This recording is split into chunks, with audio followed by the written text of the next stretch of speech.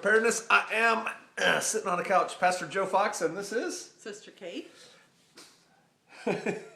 and we are here recovering at our alternate location in High Prairie Acres, and the people have been asking about you a lot and well wishing you and everything. And thank you for those well wishes and prayers. It makes a difference. Really appreciate it. And you look like you're doing fine. My 1 month checkup, I'm healed. But he said like my energy level and stuff just, it kind of goes with the territory and you just kind of see how it works. So you ready to wrestle goats? Yeah, probably not. Not really looking forward to that sort of thing. So Sister Kate got an email from somebody, and they asked her about solar power going off grid. They just wanted to know if off grid is worth it. Is worth it. So we are obviously not off grid here right now. That's why we're here, right? Correct. What are some of the things you're enjoying about being here? Things that make life easier. The electric dishwasher, the electric clothes washer, hot water and cold water on tap, thermostat, furnace, stove, refrigerator, all that stuff does make life easier. So what about when we're off grid? Off grid, we have all those things. We have a dishwasher, that's me. We have a clothes washer, That's her. me. We have water, the hot water, that's me. I have to heat that up. We So I'm have good. to carry the water. It's just, everything is there. You know, we have a comfortable life there too. It's just harder. It takes more energy, and on one hand, that's great. I mean, helps us stay fit. One reason I recovered so quickly from my surgery is because I was fit before I went in. And I am getting fat here. I don't know if y'all can tell it, but I can tell it. I'm just like, and I figured out, one, I am eating more. You know, at Shofar Mountain, what time do we retire?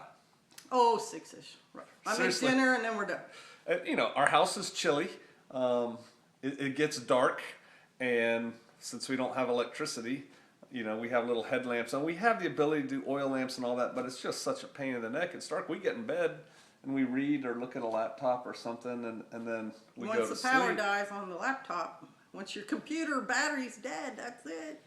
And so here we've got electricity, so we're up later. I'm surfing the web. You're surfing the web, watching Netflix videos. We can take a bath. We And can then, you run know, about downstairs. 10 o'clock, it's like, you a little hungry? We have this big old refrigerator and a stove, and food is just bam. So yeah, there's that, eating too much, and then our day-to-day life here is not physical at all. Right, it's not as physically hard. So, is off-grid worth it? Yeah, off-grid's worth it. It's worth it in other ways. It's worth it in peace of mind because you don't have the constant input that an electric-filled life has for you. Radio, your phone, your computer, TV, if you have let me it, talk and all about that for a second. I've read before, and I didn't really quite understand it until we came back here this time for Kate's recovery, that covering up the little LED lights in your bedroom will give you a better sleep. Well, we've got things plugged in that do those little lights here, and yeah, it bugs me. I wake up at 2 o'clock in the morning, it feels like there's a UFO landing in the room, and the reality is there's not very much light, but compared to what we have at Shofar Mountain, when I open up my eyes and I'm looking through a glass door at the woods, yeah, it's a lot of light, and it does bug me, and it's interfering. It's just constant input. And so life down there is quieter and less stress. Another thing, obviously, is all the physical stuff we have to do and how far we have to walk to do it. That makes you exercise whether you want to or not, so that's a bonus. But also, there's no bills down there.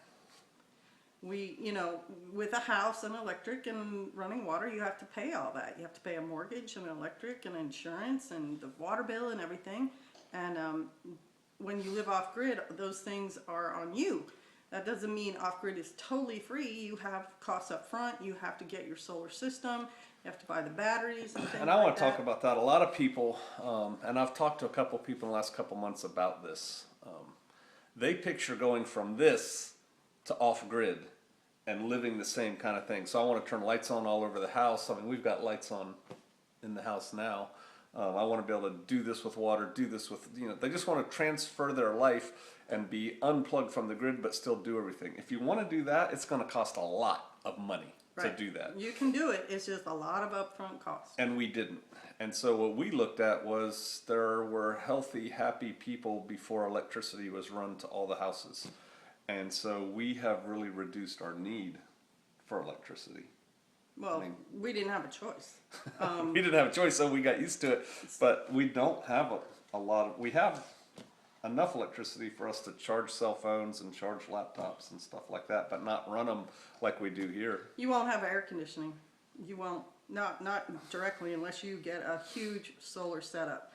And as far as we know, because ours is still small, you need about 2,000 watts to run like a sort of semi-normal house. I have no idea. I'm pretty sure it's about 2,000 watts. And if you get your panels at $1 a watt, that's a really good price. Now that's probably going to be a used system or something that's on sale. It's going to cost more than that if you buy it brand new. But then you need panels, you need battery banks, you need controllers and inverters, and you need the wire to run it. You need the building or the roof rack or however you're going to set this whole thing up. I mean, it costs money if you want to do it big, and we're doing it. You know, you've seen other videos on this channel. We do it a little bit at a time. But my advice to people is not to look at it like you want to just transfer, unless you have a lot of money, and then do what Right. whatever you want. If you sell your house and it gives you a lot of money, then you can buy whatever setup you want. My advice is to just change your lifestyle a little bit. It's like when you conceal carry.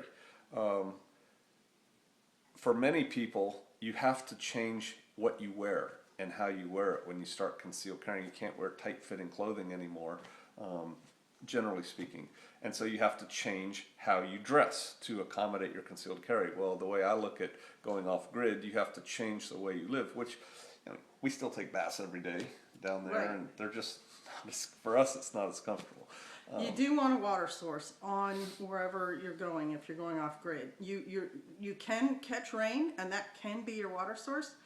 And the way we do it works, but I really think it's going to be the easiest thing if you can have a gravity-filled situation going on, or gravity-powered water situation going on right from the get-go. So your water storage uphill or up somehow from where you are going to be using it, and that way you can have tap, you can have pipes that'll, when you turn the water under pressure, will come out and you won't have to pump and stuff like we do. But you know, if you don't have a pond or a stream or whatever, rain catchment works, and they've been doing it in Australia for years. So And think about that.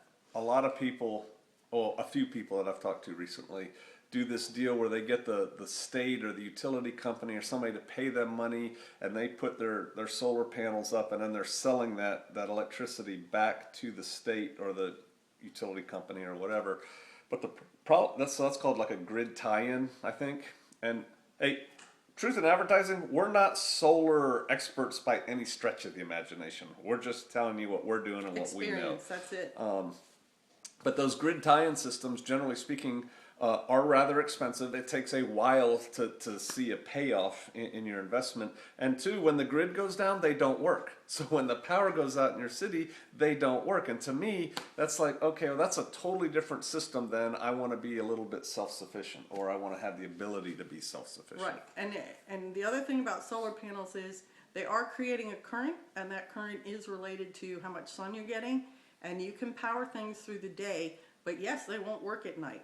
And that's where you rely on how much battery storage you accumulated during the day, because then you start drawing your batteries down, and you can't draw them down flat. You know, it's like 80% of the battery, and then you got to kind of stop drawing off the battery or you kill it. And so if you want to be able to power a lot of stuff when there's no sun, you need lots of batteries, and then you need lots of panels to fill those batteries up for the time. And so what we've done is we just have that simple little system you've seen on the other videos, and we just don't power that much. And we have a bigger system in the building, you know, that we're in the process of building, that'll give us more. But you know, I think it's a lifestyle change. Right, it's a lifestyle change, and it's worth it if you want to cut down on your bills. So you have to plan it. You don't, you know, buy a piece of land and go into debt for the land and then try to set up an off-grid thing. You want to be debt-free when you get there and have some sort of income to buy these things that are going to be necessary to make your off-grid living comfortable, if that makes sense. So, I mean, there's that, and the downsides are, hey, it's harder. You know, we're getting older, and Sister Kate's recovering. She doesn't have near the stamina that she had before her operation, and it's nice to have hot and cold running water and a dishwasher and, you know, electricity and a thermostat that I don't have to go out and get more wood from the woodshed and then, you know, spend the next day replacing it and that kind of thing. I mean, those are true benefits, right? And so a lot of times I think while I'm sitting here in this very comfortable environment, it might be good to take what you have, like most people watching this live in something like this, right? You know, a real house as you were, and then start doing the off-grid things to help it out or to be there when the balloon goes up, when the power goes out, when everything chaos happens or whatever. Convert your regular house into that. That's exactly what I was just thinking.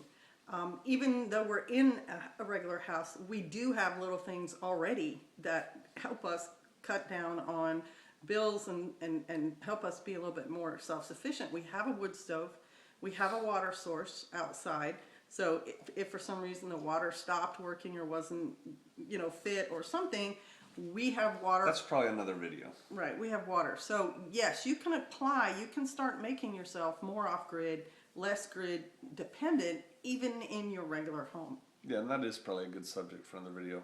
Like right now, we're wearing layers. Somebody asked me on one of my videos, "Why are you always wearing a hoodie and a hat? Is it cold in your house?" Yeah, it's kind of chilly. Like, what do you think it is right here? 50 something?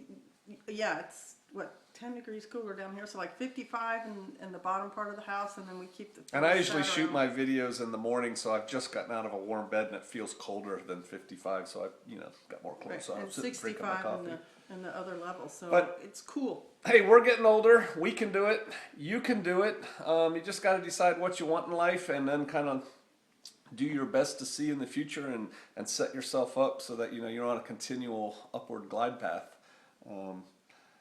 That's about it for this video for me. Yep. All right, I'll see you out there, and Shalom.